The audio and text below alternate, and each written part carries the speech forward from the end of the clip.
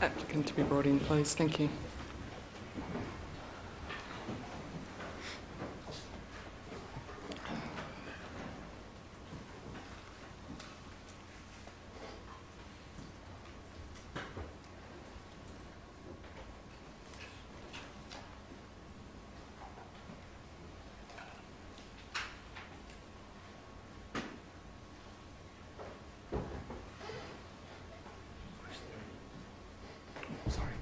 Sorry.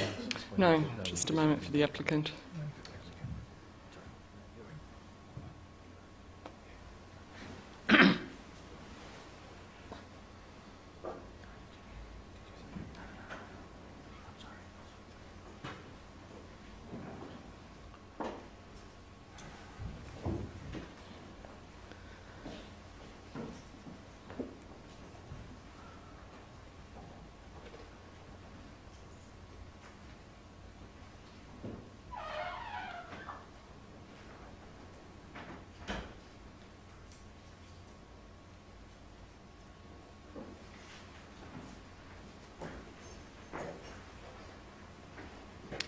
Yes, Mr. Boyce.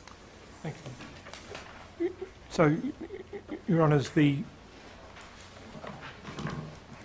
if one was to, of course, one doesn't look at a witness in isolation and then put them aside. But if one is to go through the process that we adumbrated prior to the break, namely of moving sequentially through the trial, when one comes to Monsignor Portelli, the submission is the jury were not. It was open to them to put his evidence to one side, insofar as it might otherwise have been thought to create a doubt.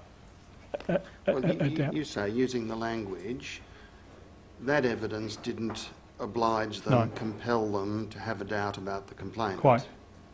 But as I said to you before the break, the issue is really not about that witness taken alone, is it? It's an aggregation of hurdles, and as you confirmed before, the jury, like us, would have been expected to address each of those sequentially and then cumulatively. Yes. And I'm interested in your submissions in response to that, because it said, well, one hurdle maybe, two hurdles maybe, but not 10.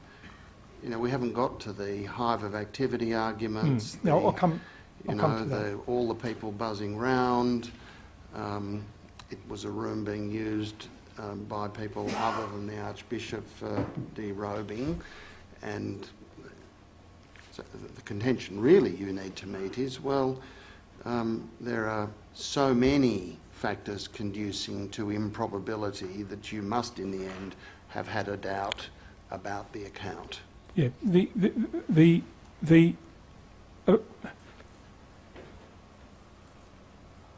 how can I, to answer Your Honour this way, the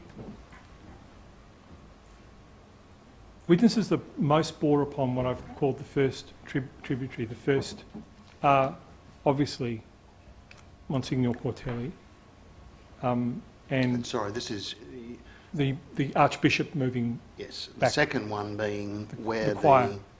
the alleged victims went. That's Yes, it. I see.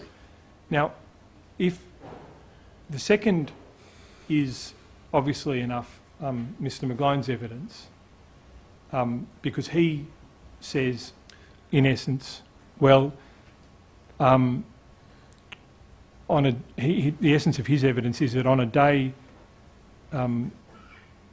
that he would recall as being the first time he remembers the Archbishop saying Sunday Solemn Mass, he can time it or relate it to a time when he met his mother for lunch, and we know the quality of his evidence, which is to say that he processed, left the priest's sacristy, excused himself, went out onto the steps with his mother and the Archbishop, and that conversation that Mr. Walker talked about yesterday was had. And by the time he came back, it is said, or he says, the sanctuary had been cleared and things had been put away. So So it said the opportunity for the offending to have occurred did not arise, at least for one of those 2 days. Now, as my learned predecessor said before the jury, that was, if taken at its highest, that was one of them, day that there was... It does tend to militate against the acceptance of the submission that the Archbishop never began this process of standing on the steps until 1997. True. Which was a separate argument put It to was the an jury. argument made... And if McGlone's evidence is capable of acceptance, it True. does destroy that particular submission, does it not? Yeah, it creates difficulty for that submission, yes. That's an argument made by my learned friend below about this. Now, the big...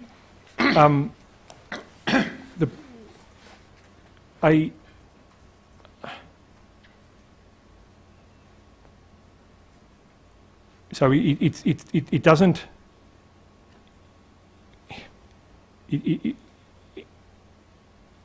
The trouble with Mr McGlone's evidence, of course, is, as you would have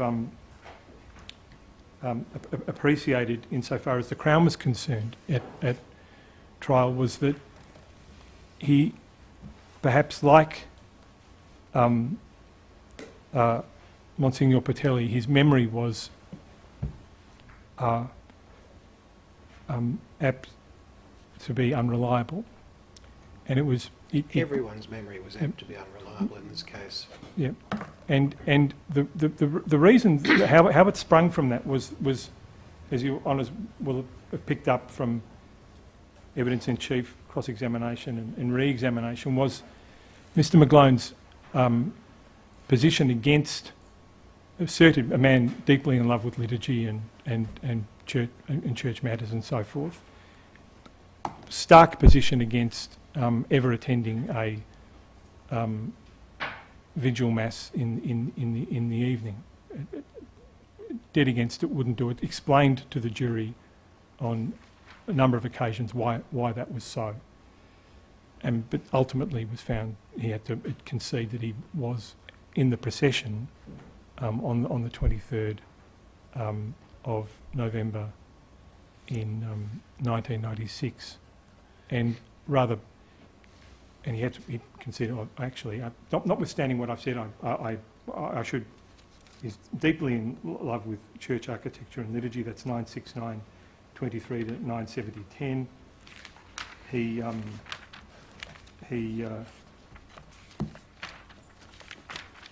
I'll just take you to the...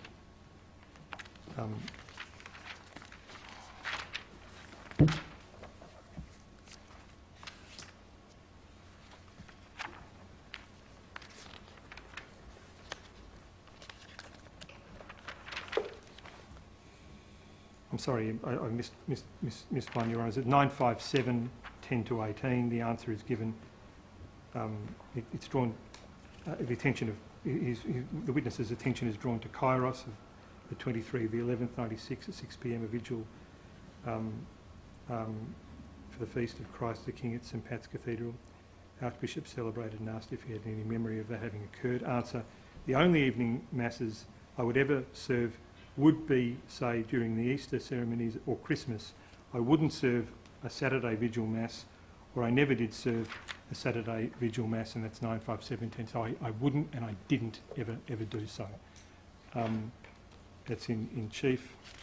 I've taken you to the matter in cross-examination. Then in re-examination, he explains, this is at page 1002. I'll just give you on as a summary.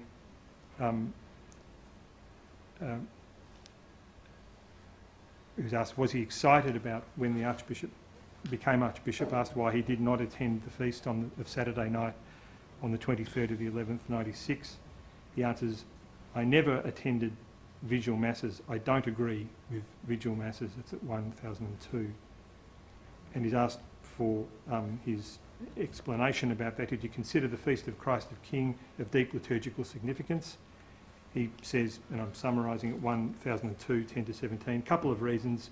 need to be made. Of course, I think the Feast of Christ the King is an important feast. However, you were talking about a vigil mass, and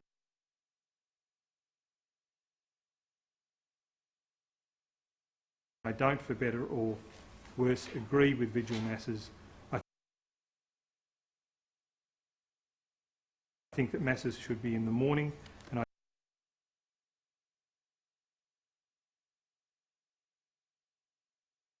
don't attend vigil masses. 1002, 10 to 17.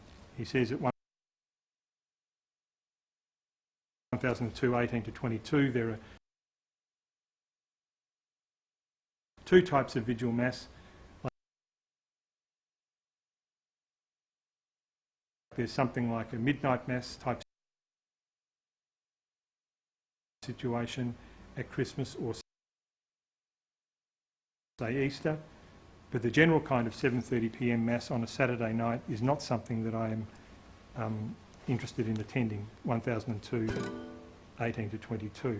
Then at 1003 he's shown the photo of him attending the Saturday evening vigil mass, and he has to accept that it's him. Now the point is that at that point in time, it submitted. The jury had a rational basis to question the memory of Mr. McGlone as to what he said had occurred on. He said the first Sunday mass, and meeting with and timing that with the meeting of his mother, in accordance with the directions that were given by the jury, namely they could accept or reject. He was the only two that came close to alibying, or if I can use that term, I'm sorry, Your Honour, if it's not advisable, but Monsignor Portelli and McGlone could be rationally put to one side by the jury.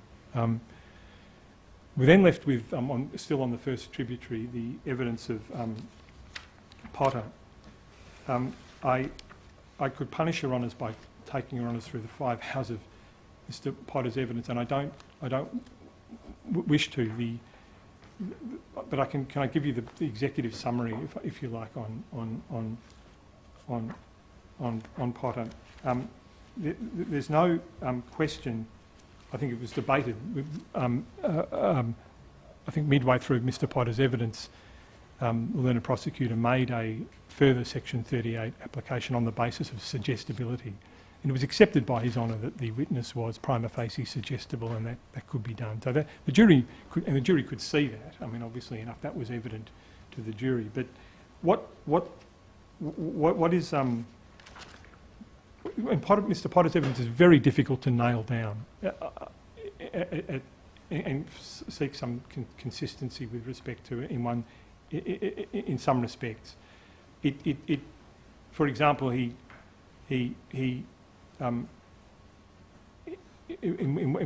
earlier on, he seems to be saying, "Look, I was predominantly not on the steps. If I had men there, if the men were on the steps, I'd be back in the sanctuary area to clean up."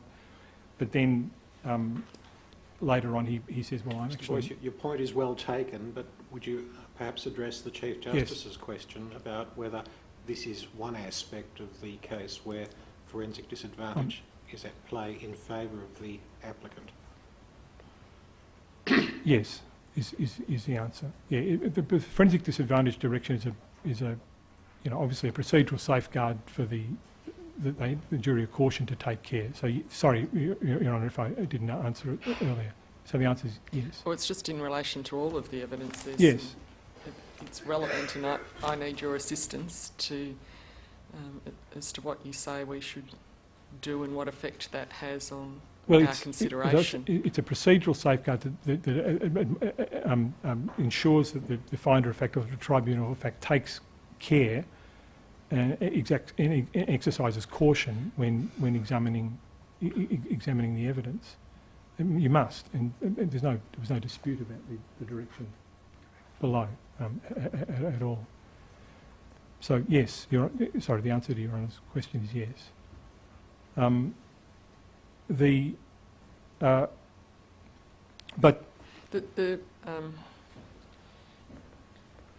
him being suggestible, Mr Potter being suggestible, is that in relation to all of his evidence? He gives evidence about physical attributes of the building, and he also gives evidence about practice and procedure and movement through the cathedral. They're broadly the two topics that he gives evidence about. Yes. Does the fact, him being suggestible, does that apply to the whole of his evidence or only part of it? I don't think it was. The application as to suggestibility occurred during the cross-examination. Yes. So yes, certainly the cross-examination. Probably not unlike.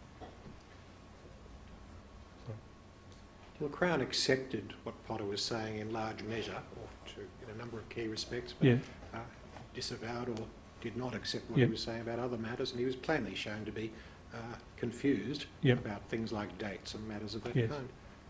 Yes. So, again, the basic thing is you look at Potter and Mr Potter's evidence and try and get some consistency and hold it up against, let's say, prima facie, put Monsignor Patelli to one side, put Mr McGlone to one side.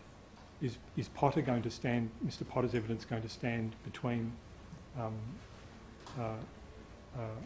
the complainant and a finding of guilt? And that's his evidence as to what the practice was and who was where when. Yes, but it's not what I'm trying to get across to you, Honour, is it's not clear, certainly at times it seemed to conflict. I mean, there's basically three aspects of Mr Potter's evidence that seemed very difficult to align when it comes to the practice. I've spoken about whether he was at the start of towards the second half of 1996, predominantly at the sanctuary or on the steps. He says, have I had men on the steps, I've been on there. And then he changes to say, oh, no, I was with, and you'll have seen there's bits of the evidence, I was actually with the Archbishop, helping him adapt to the new arrangements, and I was helping, it was in part an education program and so forth. So it's difficult, because that's all in the second half of 1996 too, so it's difficult to... And then in cross-examination we have a completely new idea introduced, which I've termed in my own mind, at least called the Mitre and Crozier theory, where he talks about meeting the two altar servers who received the Mitre and Crozier from the Archbishop on the steps and coming back through the cathedral with them to open up the priest's sacristy. And it's very difficult to get some form of consistency out of Mr Potter in some respects. And now, if the Crown made an argument based upon Mr Potter's evidence, and we've heard Mr Walker describe that, the so-called interval of decorum. This was an argument made and characterised as such by the judge in his directions to the jury. The Crown was certainly hamstrung in this, and the Crown had to live with the events taking place soon after Mass, and so had to live with the objective, such objective improbabilities that might have been thought to exist in terms of risk. But for the jury's perspective, they have to look at Mr Potter's evidence and say, look, given his suggestibility, those inconsistencies in terms of practice, his clear failure of memory on other matters. I mean, I think towards in re-examination he put the first Sunday solemn masses in 1997 in evidence in chief. He's got the consecration of the altar in 96, I think, when in fact it was in 97. It would, in my respect, my submission, there's no argument putting him up against the complainant. So those are really my submissions with respect to Mr Potter. You would be forced to have or required to have a reasonable doubt on the strength of Mr. Potter's evidence when put up against the complainant. And even looking at Monsignor Portelli, Mr. McGlone and Mr. Potter together, it seemed in the end, if you've sort of prima facie put them aside, it's such a... You're left with really what the Crown had to contend with, which was an element of risk. Had to contend with. Well, that was. But as to what actually anyone was doing on the days in question, no, in my respectful submission, no one had reliably had a specific memory of it. With Pache, Monsignor Portelli and Mr. McGlone, really no one did, and so it got no higher than just a risk. There was a risk. You mean that if the conduct took place, it was risky? It was risky, yes. Yeah. Now, and that leaves at least staying on the... Well, are you going to deal with that? It wasn't...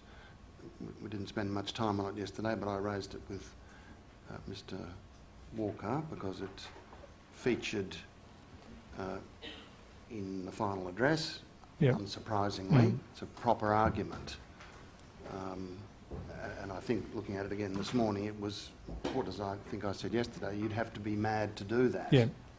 Person in your position and so forth. What do you want to say about that? It's quite Well, a powerful argument, isn't it? It is. It's a good argument. It's a good argument, and it's something the Crown had to live with.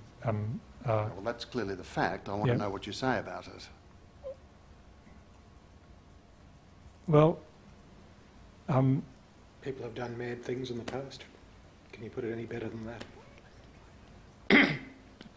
look at the complainant. People behave. People take risks. I'm not sure that I quite understand that. Well, You mean, if you believe the complainant, it follows that a risk was taken? yeah. Well, again, I understand that, but this is one of the things against which your opening proposition of credibility is to be tested. Yes. It's an improbable, highly improbable thing for someone to do at all, let alone... Well, I'm not at all. It's risky. Yes, well, it's just a different way of saying the same thing. Most people don't take risks which, if they eventuate, will cause them great embarrassment or worse. But some people do.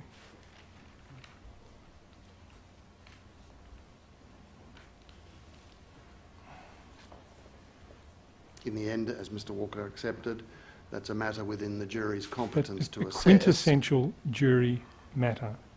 That. But it's something we, Yeah. in this function, have to think about, isn't it? Yes. It's part of the mix of considerations. Yes. Mr. Boyce, the underlying theme, perhaps not expressed in this way by you, though, is really what you're saying is that the complainant's evidence was so strong, was so forceful, so credible, such that he was a witness of truth beyond what you might see in other cases, that it's going to take a lot to create a reasonable doubt. Yes.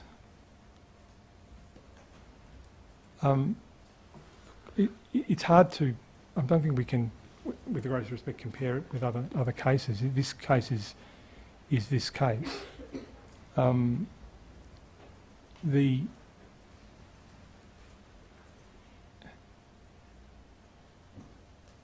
But with greatest respect, the way in one sense, the way Your Honour's formulated is correct. There's a visceral nature, if I can put it that way, to this complainant's evidence that makes one, when one views it, stand back and pay attention and look carefully. And one has, because one cannot ignore the obvious, the circumstances of which the Crown was in presentation of its case was saddled with. It's His Honour, I think, acknowledged in his closing, the Crown, it had to have happened pretty soon after Mass. And quite what anyone was doing at any one particular time, precisely, there had to have been risk involved in it. And a number of things had to align fairly precisely. Well, two things had to align. The Archbishop had to be back into or three maybe, into an unlocked priest sacristy moments after two I'm choristers. talking about the other 13 or 12 other matters that Well- Mr Walker relied upon. If you fall at the hurdle of one or more of those matters, depending upon what it is, that can have a significant impact upon whether the Crown has established its case beyond reasonable doubt. Because this is not an exercise of viewing these things individually, No. as the President has put. It's accumulation of a number of matters. I won't use the word impossible, but some of them said to be highly improbable, objectively speaking. Now that's the way triers of fact go about determining whether somebody is telling the truth or not. They don't just look at a witness and say, his demeanour is impressive and therefore I accept what he says. There is testing that goes on. Of course. You test against objective fact, you test against what other witnesses say. All those matters are taken into account in the overall assessment of credibility and reliability. Of course. Of course. But if you have two witnesses, let's say in the instances of Monsignor Portelli and McGlone and Mr Potter, who, for different reasons, in the instance of the first two, who have been if you're on the jury, you've been suggestible in terms of saying something that they clearly can't have recalled, or the jury don't accept that they really did recall this, that it's been suggested to them. They've been, as it were, it's been in one form or another put into their mouths in cross-examination, let's say. What does the jury then do with that witness's evidence? I mean, does it revert, just go back down to the wood and maybe the possibly not? Or is it put to one side? Are they able to... Trial is not about which witness is preferred. Pardon? No. No criminal trial ever is. No. But what if you haven't accepted, let's say, Mr. Portelli on his actual specific memory because of the exercise we went through before the break with the jury, what's the consequence of that? As for the trier of fact, is it irrational for the jury to just say, well, look, he said he remembered things which we don't accept he remembered. We'll put him entirely to one side.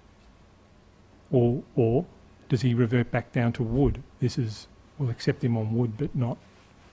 As in W-O-U-L-D. O-U-L-D, yeah. And it's not irrational, in my respectful submission, to go, well, he came before us, he was cross-examined, things that he couldn't remember in chief, he remembered, the series of propositions are put to him then the prosecutor in re-examination has shown this up for what it was. I don't have the lists in front of me.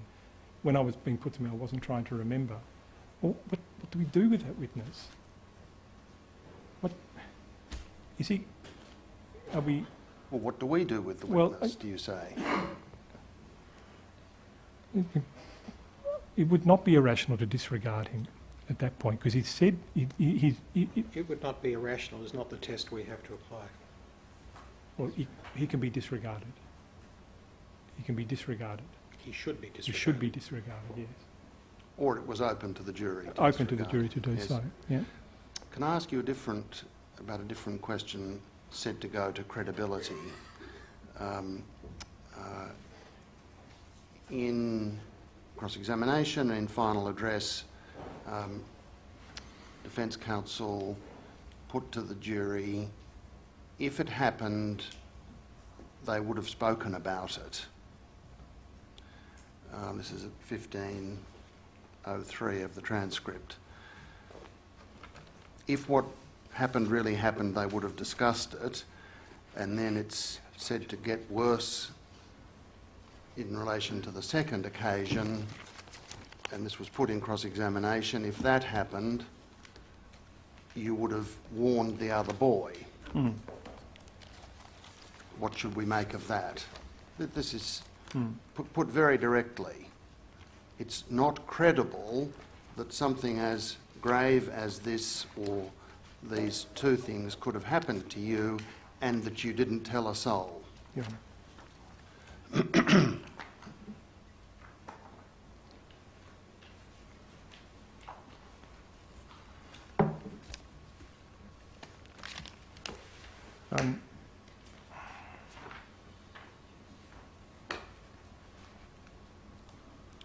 Well,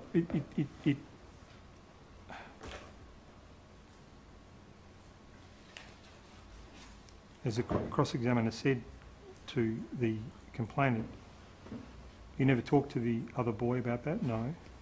Assuming you and the other, and I'm at 3:19, you and the other boy are going home, you mightn't have wanted to discuss it in front of him or in front of a parent, but when you next see him at school, you say nothing to him. We didn't even acknowledge it with eye contact or gestures. We didn't say anything to each other. It was immediately forbidden without even, by our own judgment. We had never discussed it. None of us ever made eye contact or nod or had any recollection or acknowledgement of it happening with each other because it was completely an anomaly. You've seen this, haven't you? We've read it, and but the point is made again in the applicant's written case for this hearing. Both points. yeah. Didn't discuss the first incident and the complainant didn't warn the other boy after the alleged second incident.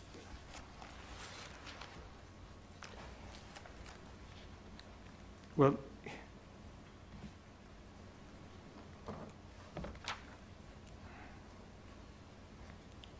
I mean, he gives lengthy explanation. You've already referred to it and we've seen it. yeah.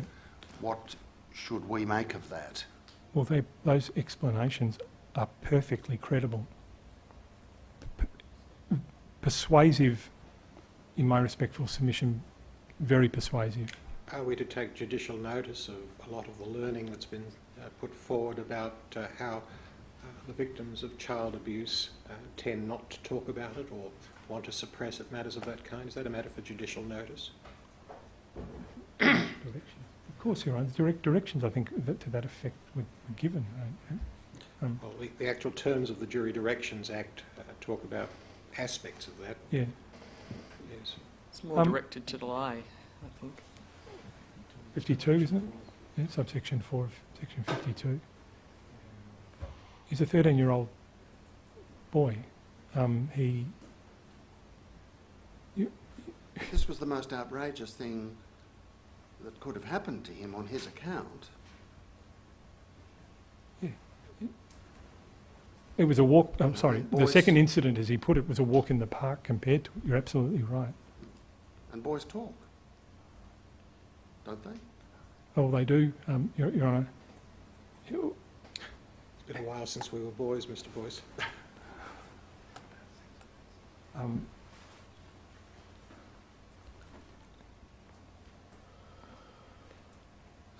Your Honour, the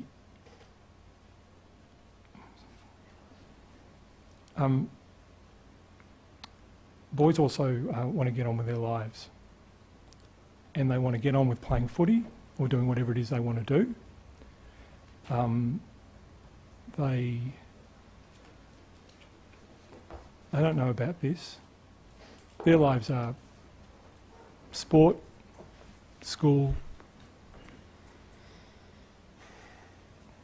This what was the word he used? This was an anomaly. This was like from something coming something coming from outer space. Oh, I just want to play footy. I just want to go get on with my life. Your best answer is surely that this is a matter well within the competence of the jury to assess. Precisely. Again, quintessentially a jury matter. But also a matter for us, and And we a should matter for approach you. it in the same way.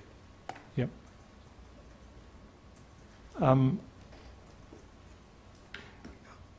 is it because, as the Jury Directions Act provisions require be said, and it's important, I think, to record that those directions, as we understand it, went into the Act on the basis of research, but be that as it may, it's that there can be no generalisations about this. There is no, there is no normal response. Yep. Someone might, in distress, speak immediately to someone. Yep. Someone in distress might not. Is that about as far as it goes? And you People can react to sexual can- assault Yep. differently. and you can think of the reasons why without too much difficulty. And you could have, the Crown could have called evidence on this sort of matter under the provisions of the Criminal Procedure Act. I mean, Mr Walker put that it would be inadmissible. That's not quite right in Victoria, is it?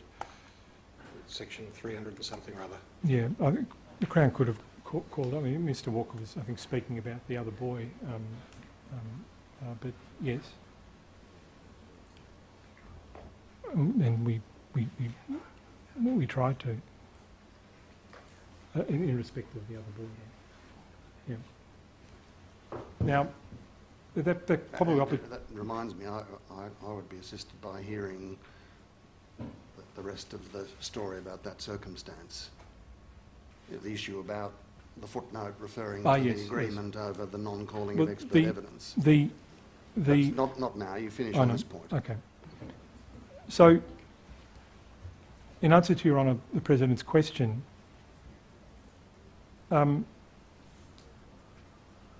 the attack upon the complainant over the matters that you raised, quite quickly, not everyone would respond the same. The question is the response that was given in the video. You watch it. It's compelling. Absolutely compelling. And as I said to the court earlier or before the break, it's like a denouement of a drama through it reaches this point and throughout the whole of the evidence, because before that, up until then, is taxed about everything under the sun that he could possibly be taxed on. You know, his mistake he makes when he's going on the walkthrough, referable to the glass door and the quiet. Attack him on these precise words he used at various other points. Every inconsistency. This wasn't a cross-examination. This is a great cross-examination from one viewpoint. It was one of the great old style cross-examinations in that regard. And this witness, dealt with it with equanimity, and with patience. He things that he got wrong, he would concede. These are all matters for the jury.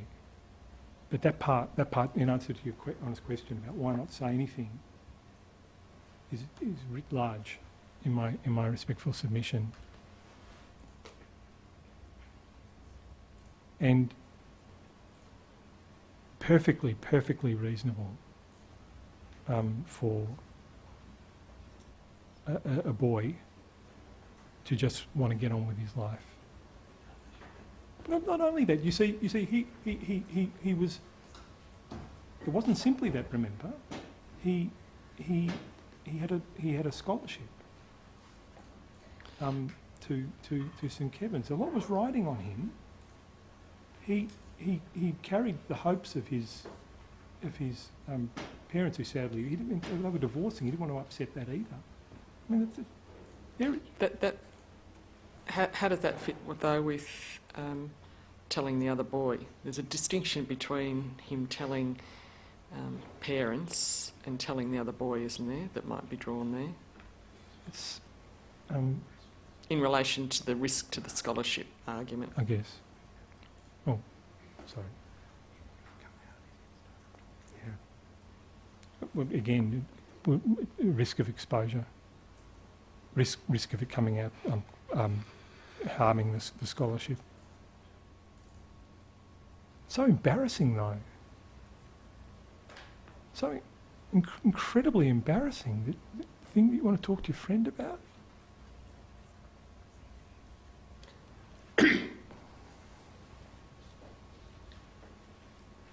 This anomaly, this thing was completely out of from their lives. They're just going along. You know, it's not easy. I mean, goodness me, they worked hard in the choir. There was a lot of rehearsals. But again, quintessentially a jury matter. It's submitted with respect. Now, is it convenient to deal with that point about the other boy and the submission the prosecutor made? Sure. So what Your Honours find is that the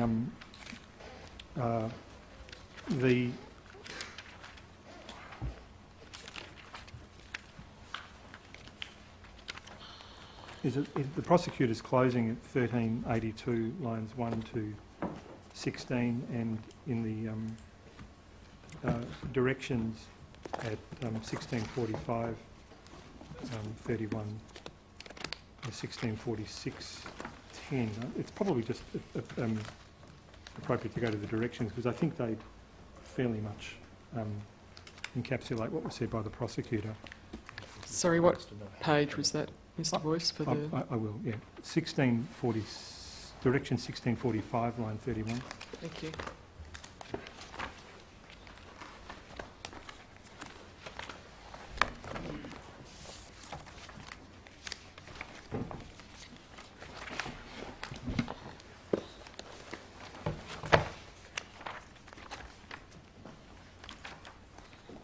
Okay, so it's 1640, you've got from at 1645 line 20 and following, you've got the means by which it could be used in favour of the prosecution, and then at 31 over the page you've got this. Now that the answer to the question is that this was settled by agreement between the parties as the means by which it could be, this evidence with reference to the other boy could be dealt with. So just to be clear, the submission in final address at 1382 about, quote, there may be reasons why a 17 or 18-year-old male would not want to tell his mother that he was sexually abused as a child. These reasons may include, and various things are then suggested. It was agreed, was it? Yes. That the prosecutor could make that submission. Yes. And once that agreement was reached, the proposal to call expert evidence was not persisted with. That's so. Yes. Yes. And what? I'm right, aren't I, Mr. Boyce, that there's a provision in the Criminal Procedure Act which changes the law and allows for such evidence to be adduced in sexual cases in Victoria? I'll take that on notice if I may. I'm sorry, Your Honour, I don't know the answer off the top of my head. But in this instance, that's the case. So whatever, I mean, so by agreement, that form of reasoning, as described in that part of the transcript, was given, or it may be speculative. I'm not sure, but it may be by reference to this piece of evidence, which was hearsay, a few points removed, was given to the jury, and they could reason in the manner in the manner in which is described. I mean, it reminds me of what used to be said in relation to telling of lies, and a judge would say to a jury, well, there are many reasons why a person may tell a lie, in addition to possibly being aware of their own guilt of the offence. But what I take you to be saying is that it was accepted between the parties that this was a legitimate submission to make, yes. That there may be a variety of reasons why someone who was in fact a victim of sexual assault would deny that he was. Yes. Thank you. I don't want to interrupt you, but Section 388 of the Criminal Procedure Act seems to allow for the admissibility of expert evidence on this sort of matter. Thank you, Your Honour. I'm indebted to you, Your Honour.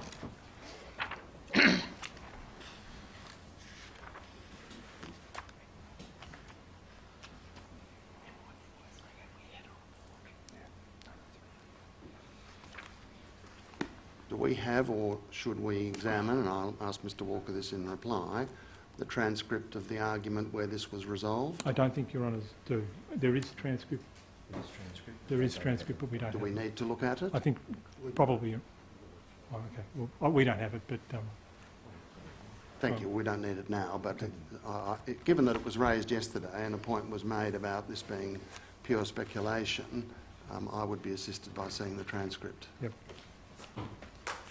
So that brings me, Your Honours, to the evidence of, still on this last, and I won't spend a long time, evidence of Mr Connor on this first tributary. And as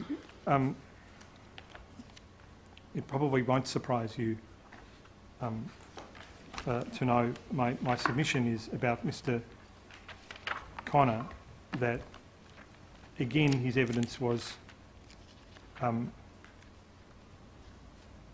evidence of a person who had no specific memory of the Sunday solemn masses in the latter part of 96, beyond what was in his diary. That was clear. I don't think he had any clear memory of the Archbishop's sacristy being out of use. He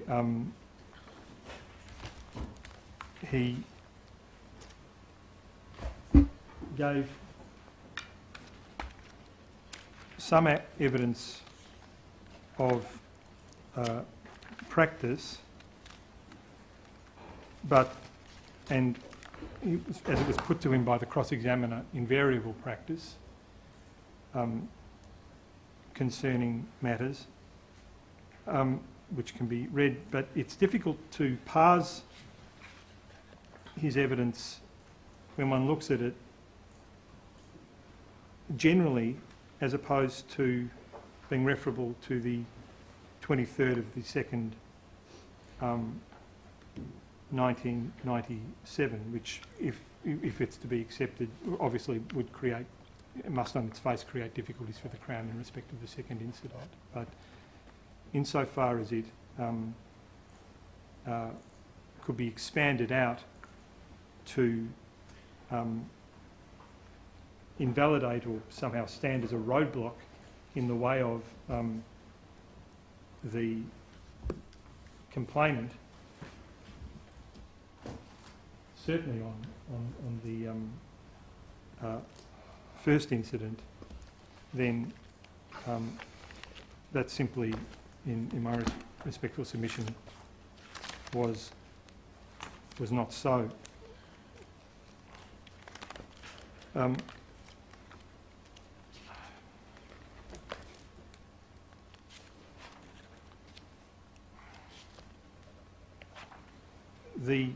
I'll just give you, if I can just I'll give Your Honours the transcript references, that the pages, and I won't take Your Honours to them, but it's at 1035, 1036, 1037 and 1038, and indeed 1039. You see this description of practice, be it invariable or otherwise, seemingly referable to the 23rd of February 1997. It's difficult to parse out how it might go any broader than that. Although reading it in one way, perhaps you could.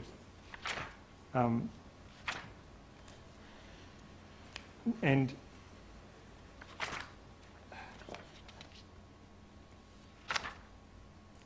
so the submission is that really, in essence, his evidence is so general and difficult of specific identification that it, whilst it had some, was to be accorded some weight, in adding to what I acknowledge is the risk element that bedevilled the Crown case, it was not by much. and it was well open to the jury to, certainly with respect to the first incident, which is what I'm dealing with, still find the complainant a satisfactory witness in view of it. So, Are you going to deal with the Father Egan point? yes, of course. Father Egan... This is getting into the second incident. Well, yeah, And, I'll answer the... No, whenever it's convenient, I- but it was a point pressed yesterday and we need to know what you Yep. say about it. Sure. if you're going to deal with it, could I ask you to address the point that Mr Walker made at the outset? Where do you get the date, 23rd of February, from? Where did it arise from? How was it arrived at? It- Well, by what thought process?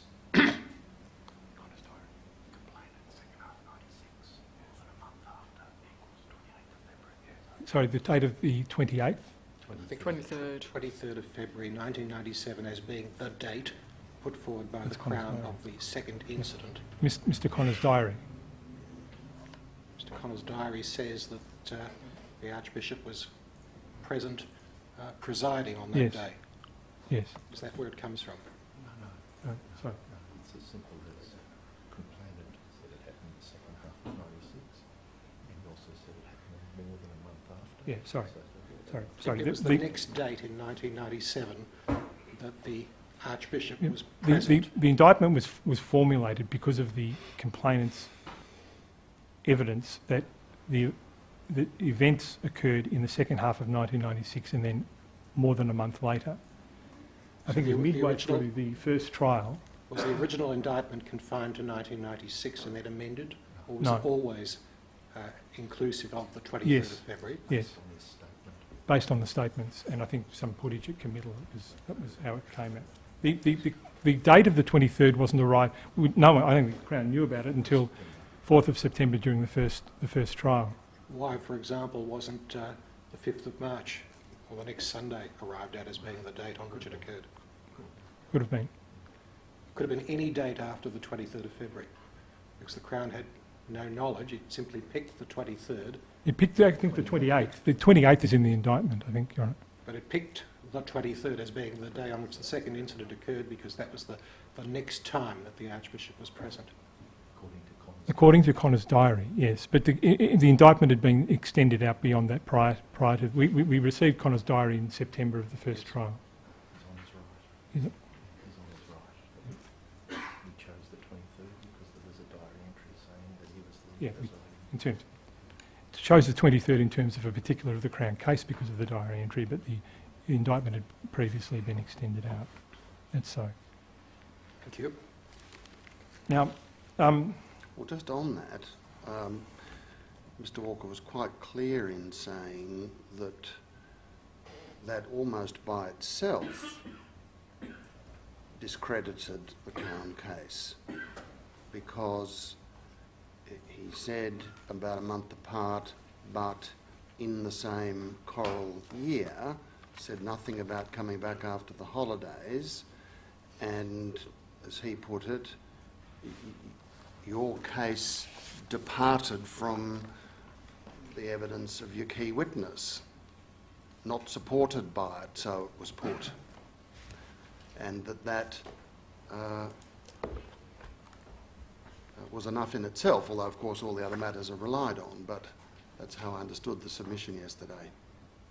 yeah,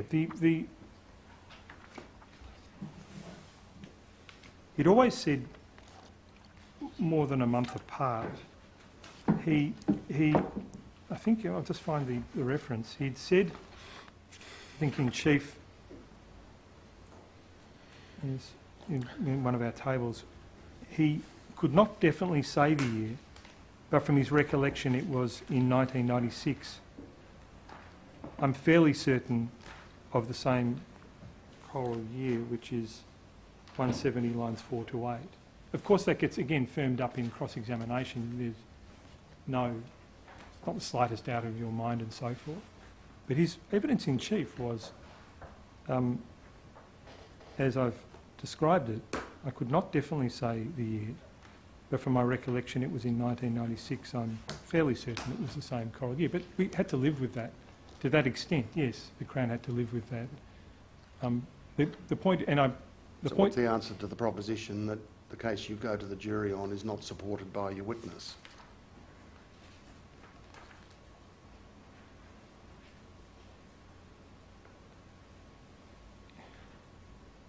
In terms of the dates, insofar as he said it, insofar as he says, I'm fairly certain it was the same coral year, then yes. Of course, he's firmed up in cross-examination about that. Mhm. Well, that's what's relied on against you. No, I accept that. What's the answer? Well, again, his unbidden, unvarnished account is that he's not sure. He's fairly certain it was the same coral year. I'd understood that your earlier submission relied on part of the evidence about it being a month later, or more than a month later. Yeah, and a month later. I guess that's the main point. But he's to the extent that he would allow for somewhat, in some manner, it being fairly certain in the same coral year, then that I think that was an inconsistency. When you of the Crown. choose a date, like the 23rd of February, that then puts the onus, not in a technical sense, upon the defence to focus on that date and try and reconstruct everything that occurred on that date. But the only basis on which that date was chosen was that it was the next time that the Archbishop happened Yes. to be in church associated with a Sunday service. My question remains, why couldn't it have been a week later, or 2 weeks later, or 3 weeks later, or 4 weeks later, left in such vague terms that, again, the defence would have had to go through each of those other possible dates and negate the evidence of the complainant on each of those dates. Yeah, well, That's why we require particulars Yes, as well, best we can. We can't always do it. Sometimes we get uncertainty, and we have special offences that are designed and created to allow for that kind of uncertainty. But that's not this case. Well, the Crown chose to particularise its date as that date, I think, in the end. Because of his statement that it was more than 1 month apart. That would include March. Your Honour's correct.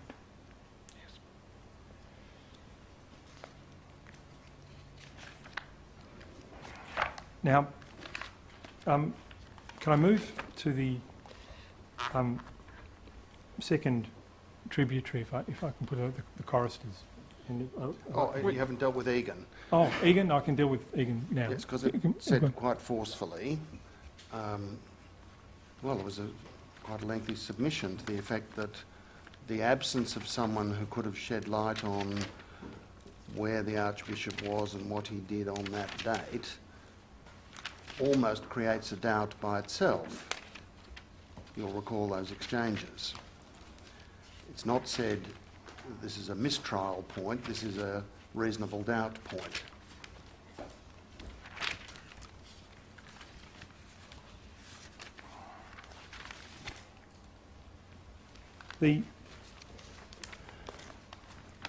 Perhaps the friend's submissions need to be put in some context, at least procedurally, perhaps. The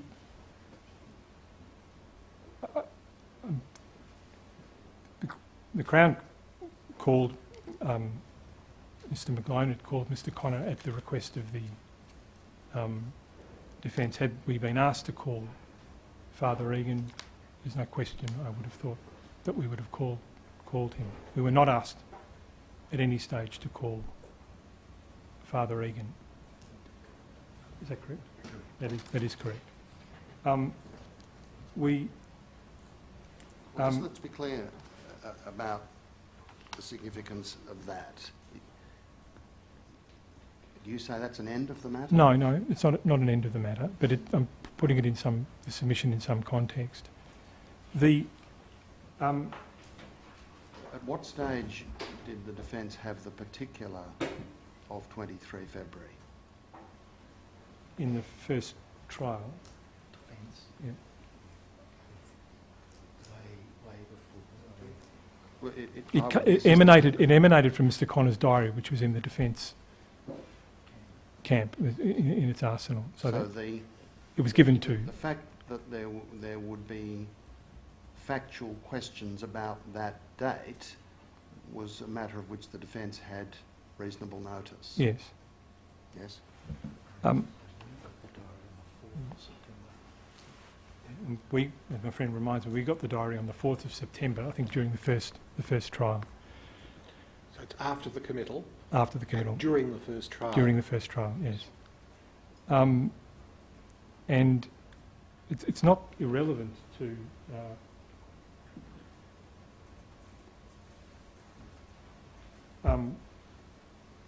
consider with respect to the submission made by my friend concerning Mr or Father Egan that not only were we not asked to call him, but No Jones and Dunkell point taken. no. Section 42 of the Jury Directions Act would have, I think it's 43, I'm terribly sorry, could have been applied for and taken and it had been entered. The point is that as we're best able to determine, it in terms of having an issue at trial, it didn't feature really. I'll be corrected on that. And was it, is it to be understood that the nomination of witnesses by the defence for the prosecution to call was based on inquiries they had first made about Yes. whether those persons were Yes. alive or what they might Yes. say? Yes, And there was an opportunity, I take it, for the defence to make investigations with respect to Father Egan if they had chosen to. yes. Yes? So that submission needs to be looked at, in my respectful submission, in that. Well, I must say it rather changes the complexion of it, speaking for myself. Yeah. Or ask us to investigate. Or ask us to investigate, as my friend Just so. reminds me. Yeah.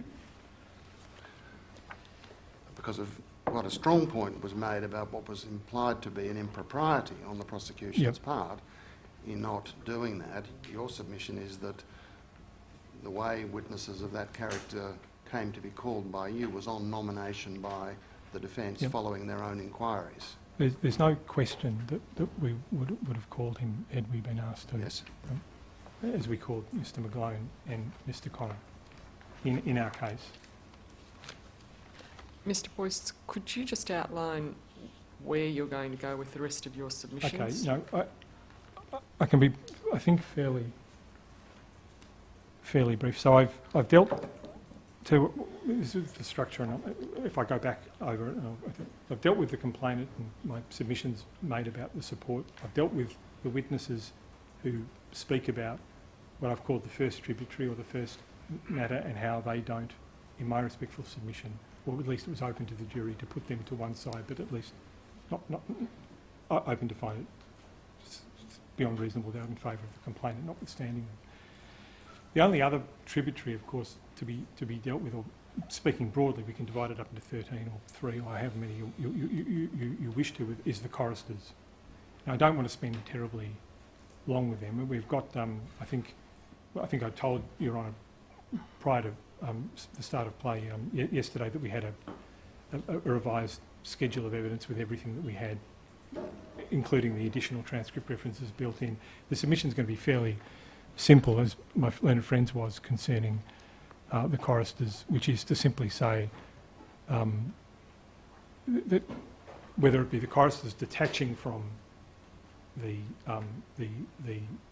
procession or entering past the organ console into the priest's sacristy, or coming back out and rejoining the choir, on the evidence such as it was, which from many choristers who spoke in various terms about the breakdown in the procession, or Mr Mallison saying, oh, I'd be concentrating on playing, I wouldn't see a chorister going through, or the evidence from choristers concerning the procedure by which they would put away their robes and so forth, knowing, of course, that there was no roll call afterwards, and being able to buzz the door through. This is really it. You know, it was well open to a jury to find that that particular tributary could be established, and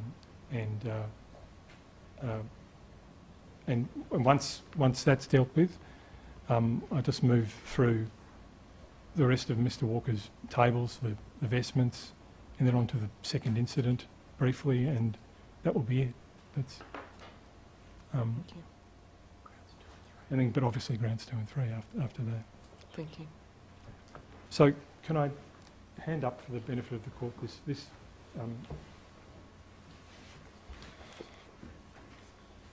this is a document that we gave to our friends on Monday, which is effectively, it's just the best we can do in answer to our friends' binders and so forth, in terms of the tables, which is updated and simply includes, I don't need to take your honours through it, but really more just for the record, it effectively includes the same transcript references that were in the original schedule compared with, or in addition to those references that were in the email, I think, to the court last week. There is 1 or 2 extra ones which we've shown our friend concerning the layout of the sacristy, but that's... And are you dealing in this with the topics, the subject of the separate volumes provided by the defence? Yes. This is perhaps the very best efforts to to hoover up every single piece of evidence that we can marshal to answer. Because what the defence have helpfully done is to assemble by table their own Yep. identification of the key extracts, and then a table reflecting what they understand your position to Yes. be.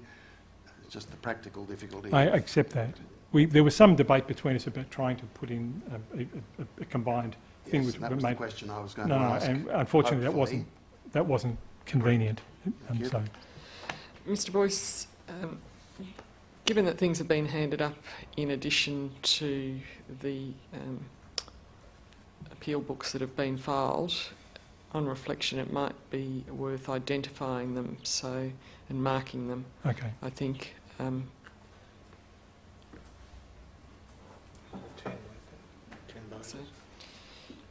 so we'll mark the binders 1 to 10 that were provided by the applicant as A1, and the schedule of evidence that you have handed up as R1. Thank you.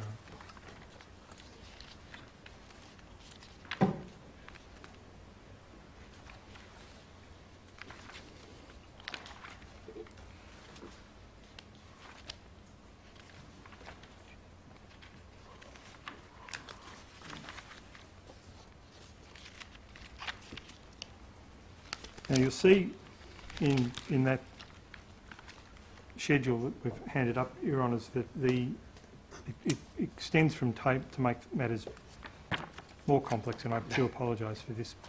It extends from tables A to M. But the numbering's the same, so that Yep. we can Go cross-refer. back and forth. Yeah. Yes. And you can see that. Just before you go any further, that's a question that I might ask Mr Walker about in reply. I mean, it's a bit the point you made before, isn't it, that filleting the evidence, as is being done on both sides, with a line here and Yeah. an answer or two there, is... well, I'm just not sure that it's the best way of No, approaching this. I could agree. I could only agree. Because, as you would both urge us to do, we will reread having read most of it already, the evidence, and we will note down things as we go relevant to this issue or that, but I'm not sure that I'm going to find a table of fillets or many of them Yes, a very great help in that, that except perhaps as a final point of reference. perhaps. I couldn't agree more, Your Honour, and I do apologise. No, it's not for- going to for- apology. for I just having- want to be clear, because the jury didn't have this, No, did they? quite. The jury did have the road maps, though, Did have didn't the they, road that maps, the yes. Yep. trial judge had put together, because there's so much evidence. Yeah. I mean, we should really stick to the road maps, shouldn't we? Oh, Or are these better? Or no, I think you should stick to the transcript with respect, Your Well, Honour. that's certainly where we've been and Yeah. where we'll end up, and it's just a question of what do you say is the advantage in our process of evaluation of a document in this form? It provides at least an answer to our friends, a complete answer. Well, it's best we can do to our friends' documents. Yes. I'm not being in any way. A friend has his tables. If we're going through those books, Yep. then we need to have Please this look at ours. to provide your answer. Yes, I follow that. Yep. Thank you. Okay. So before I get on to the choristers, an interesting point that arises with respect to that procession that went from the Western Steps all the way around to the metal gate and the glass door, is you will have seen from the evidence the attention that was paid on what particular route was taken. There were at least, or there was two routes it would seem. There was one moving to the right, coming around. I can't quite remember through a gate. There was, or alternatively, it was would the procession have just gone hugged, as it were, the south. There's a statue there now that wasn't there at the Yeah. time, and the evidence was, I think, the preponderance of the evidence that they took the right-hand path rather than the left-hand That's it. path. So it's just when looking at the chorister's evidence, it's just intriguing that the one person whose job it was to marshal the choir, Mr. Finnegan, the person looking after the choristers, He gives the left. he gives it to the left. Yeah. He draws, I can't remember precisely what exhibit it is, but he draws it up through. And he marks where Mark. he says he would have left the procession between the two marks Yeah, to go to the front, yeah. to unlock the door. And it's just intriguing that would be so. That is to say, the person in charge of it would say, contrary to, I think, as Your Honour correctly puts it, the preponderance of all the other evidence. Actually, this is the way we've been. It's important to the defence, obviously, is because of lines of sight and abilities for people to perhaps nick or buzz off otherwise. But the evidence that we've marshalled under our table E, and I'm going to go through it in Sorry, did you say E then? E. E. Yep. When we include there the evidence, Which page is it, Mr. Boyce, please? I'll just 19 Thank you. is the evidence that we rely upon, including the evidence of the complainant, to establish that it was, I won't use the term possible, but to establish that, as my learned friend put it when he was closing to the jury, circumstances were conducive at that point when things get around to the south side, perfectly conducive to two choristers who have had a long morning, who are up to no good, to zip off back through the south transept. Why? Not only because of the breakdown in the choir. There are congregants coming out of the south transept. There are parents around. There are tourists. On one view of the evidence, the circumstances were perfectly conducive to that, for that to occur. Okay, so they get in through the south transept, and they've got to go past or somewhere near the organ console. And predominantly, I suppose, but not solely, that's table F, and you see there the evidence of Mr. Mallinson, who is helpful on that question set out. If you, for example, if 265.17 to 26 stipulated in page 25. What page are you reading from, please, Oh, Mr. Wilson? the third, Mr. Mallinson, page 25. Yep. 265.17 to 26, which is the fourth square down. If I was playing the organ, I would not be aware of anything else going on in the cathedral. Your focus is entirely ahead. The console is quite high. The music desk is quite high.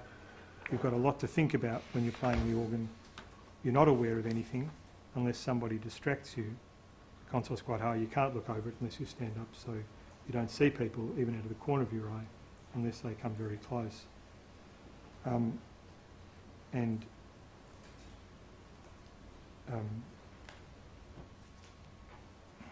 Further, the next down.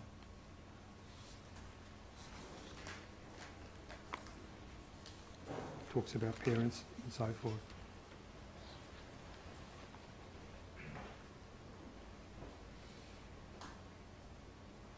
Now, then there is the not possible, table H, not possible to rejoin the choir, and we set out at page 29 and following the evidence. Is that premised upon there being a rehearsal on the 2 days in question? Even if there were rehearsal. Even if, or Yeah. do you accept that there was a rehearsal on those 2 days? Well, there was certainly a scheduled rehearsal. That wasn't quite my question. No, I'm sorry, Your Honour. The evidence was that some acknowledged it, some didn't. It was thought, I think, at least, I think it was Dr. Cox who said that it was wishful thinking that it was actually going to start at 12. Again, my question is, does the Crown accept that there was a rehearsal on those 2 days, sometime after 12 on those 2 days? Yeah, there was no evidence to suggest the schedule wasn't met. Yeah, I think there was no evidence to suggest this. I think practically we did, yes. I mean, I'll take... You accept that that's the way the case went to the jury Yes, at the trial? Yes. And we should approach it in the same way? yes. Yes, thank you.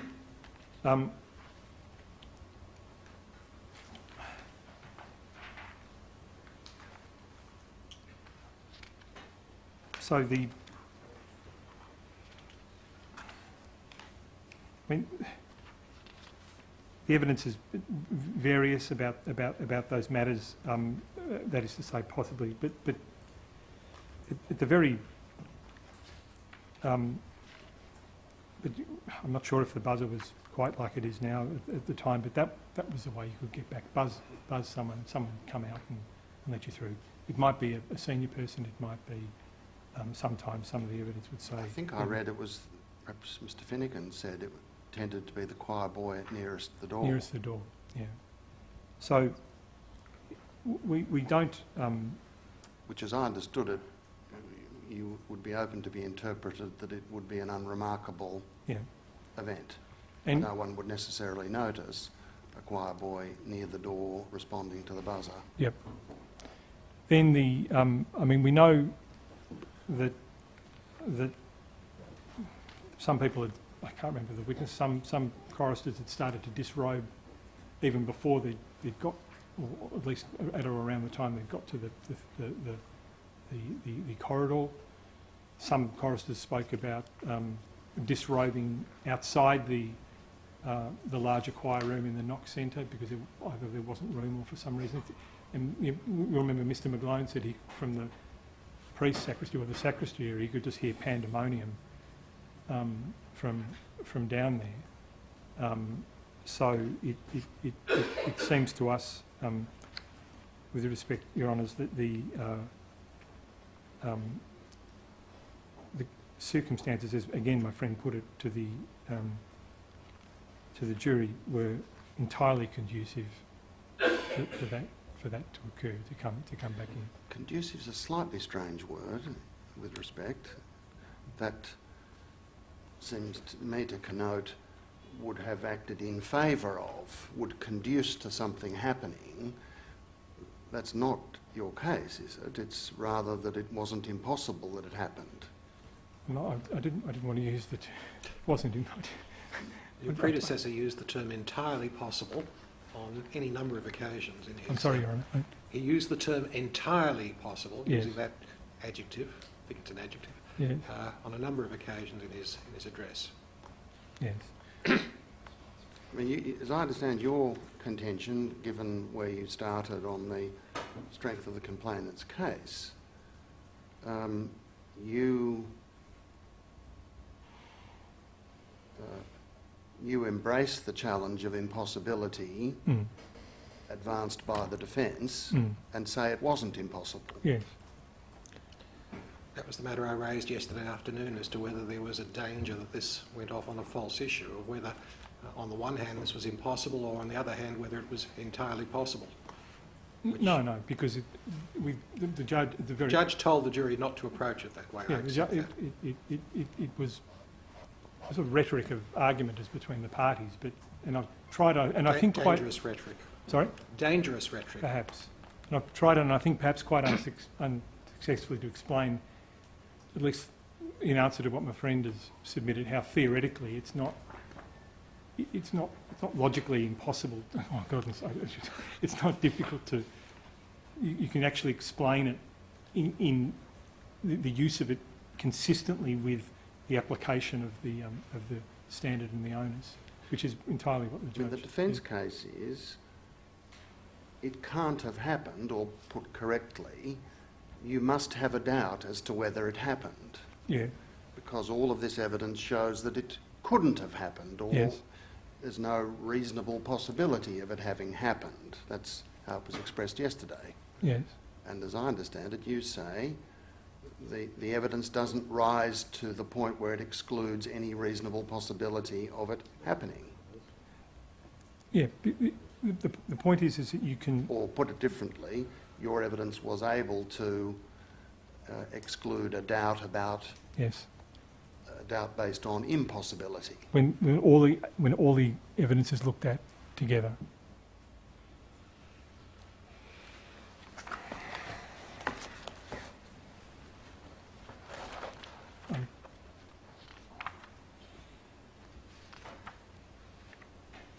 So I was. What have we? Where are we up to? We've gone to the You'd finished table H, I think. H. Yes, thank you. And then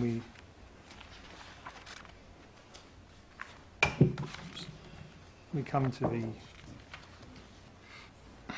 the robes.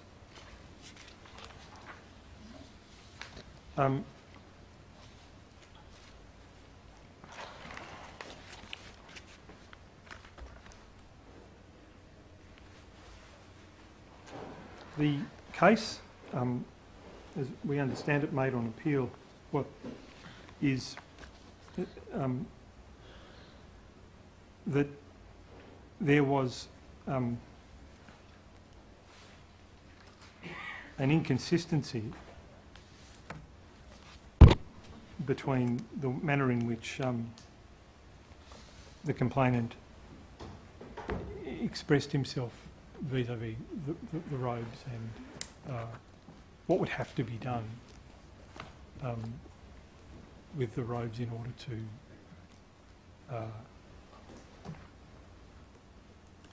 do what was alleged.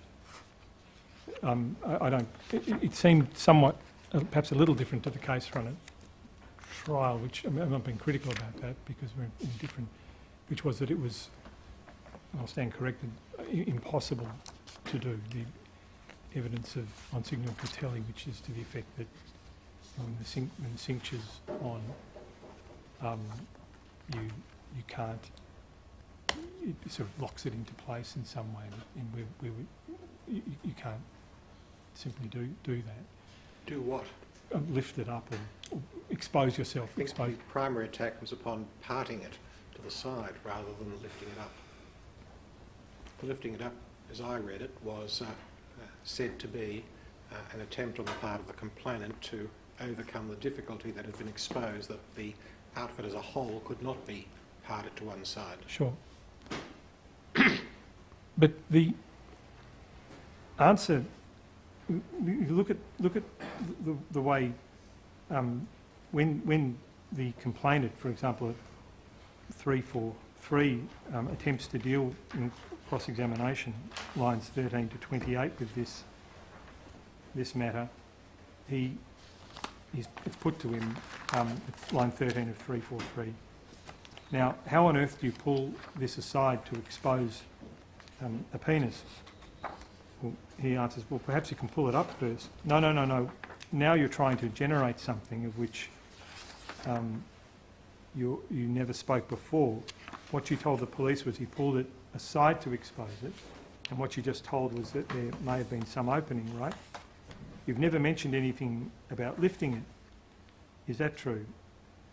Answer, I said pulling it aside. You've never ever, His Honour, Mr Richter, let him answer the question to a witness. Yes, thanks. The answer is, by pulling it aside, I was saying that he pulled it to reveal his penis. However way that was, up, across, down, right, left, he pulled it aside to reveal his penis. Now, It would have had to be pulled up to reveal his penis. There's no dispute about that.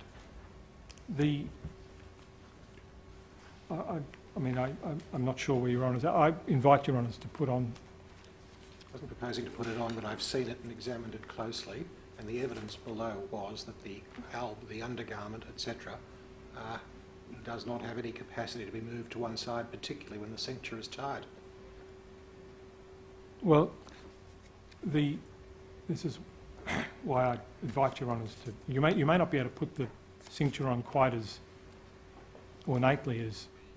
We saw Monsignor it being Portelli. done Yeah, in Monsignor Portelli's evidence.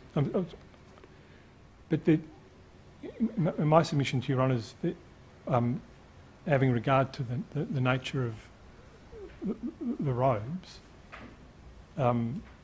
whilst yes, they have to be lifted up, and the manner in which that could be done is not inconsistent with the complainant's recollection of what he saw when he was 13. Description of what he saw. Description of what he saw when he was 13. You lift it up and to the side. It could be. Well, you're really talking about the cape, aren't you? The chasuble. In part the cape, yes. If you, the alb, you're not talking about the chasuble. Well, as I think I mentioned yesterday, the chasuble is like a huge cape. Yes. So it doesn't have seams down the side, for example, in terms of joining the back to the front. Whereas the alb is one long vestment. The stole goes over the top and the cincture's tied around. Monsignor Portelli gives a demonstration of the tying of the cincture. So the chasuble, yep.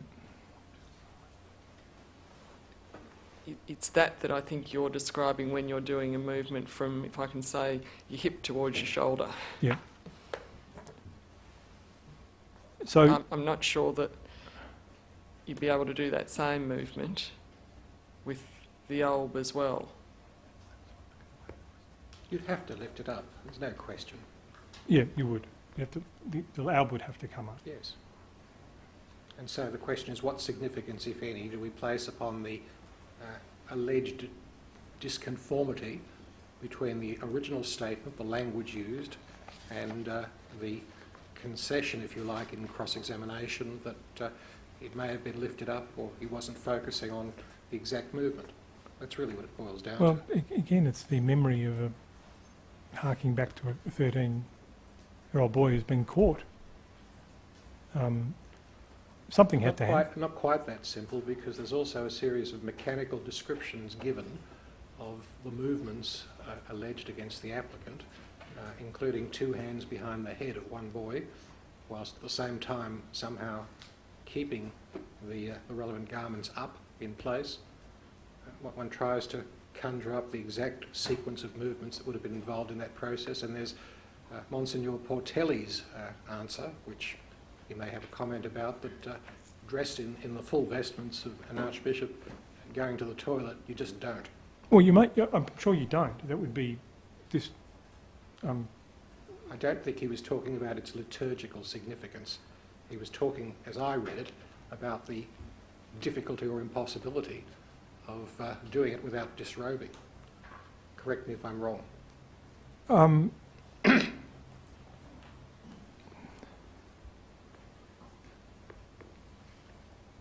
not sure what Monsignor.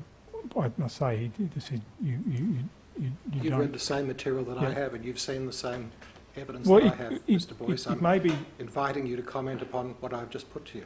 If I was asked, was it possible to go to the toilet standing up as a man? Obviously it is. If you Obviously it is. were to lift up all the garments and bunch them up in an Yep. appropriate way, Precisely. and so forth and so forth. So, not sure how Monsignor Portelli's answer assisted in that regard. Clearly, that could be done even with the cincture on. I mean, as I understand, Monsignor Portelli's position was that once the cincture, and I think Mr. Potter was the same, that it's just locked in and you can't do much. Or it's tied in a few different spots. Yeah, but it's above It's the not- waist, and you can still get it up, as it were, the alb up. Mr. Boyce, were you suggesting we should try on the robes? Yes, But the jury weren't afforded that. They were they had them. in the jury room? Yes, Oh, thank you. I see. So, yeah. I'm with them. so They could have. That's We don't helpful. know I whether hadn't they did. appreciated that. Sorry, Your Honour. Yeah, Yeah, thank you. I don't know whether they did or not. Obviously. No, but the opportunity was available Yeah, to them if they absolutely. wanted to do what you're asking us to do, that is, well, try it on and evaluate the argument about practical impossibility or Yes, inconsistent with the account given. yes. It Yes, just thank you. seems to me, with respect, Your Honour, a feasible and appropriate way to go. Yeah, well, I think it's Okay. feasible. I just had not appreciated that the jury had been offered that same opportunity. That was my only concern. I'm certain that they had them in the jury room, Yes. and it was an exhibit, so forth. Yeah. Thank you. I don't know if it's a convenient time, Your Honour. I was going to turn to. Yes, do you want to have a seat for a moment, Mr. Boyce? I'll just ask Mr. Walker, how long at the moment do you think that you'll need in reply? About 45 minutes. Thank you. That it may not remain only 45 No, minutes. I understand that.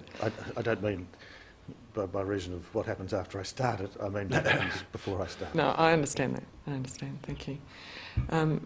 Mr. Boyce, how do you think that you're going? I'll be finished by my allotted time. We thought that it might be of assistance to the parties if we did the same as we did yesterday and resume at 2. If you need the time, Mr. Boyce, you think about that. I think I can be finished by my allotted time from 2:15. So. Thank you. We'll make it 2:15. Could the applicant please be taken from the courtroom?